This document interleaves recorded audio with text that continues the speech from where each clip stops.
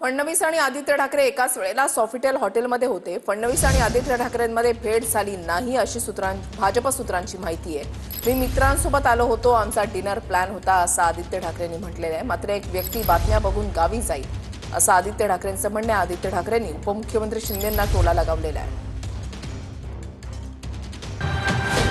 काल कार्यक्रमानिमित्त फडणवीस आणि आदित्य ठाकरे एकाच वेळी सोफिटेल हॉटेलमध्ये आले.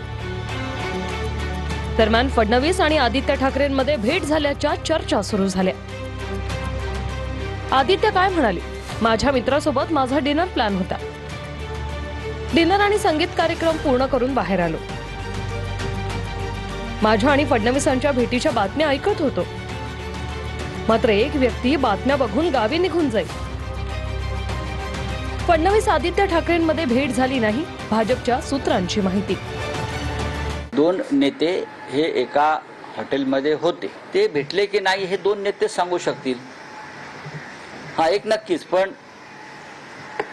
मिंदे गटाच्या पोटामध्ये भीतीचा गोळा त्याच्यामुळे नक्कीच आला असं मला कोणीतरी असं सांगितलं. तर आम्हाला काही कुणाची गरज नाहीये.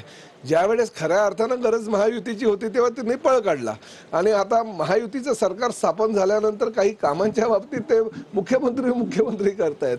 त्यामुळे मुख्यमंत्र्यांना पण कल्पना असते की लोक संधी साधू कोण आहेत.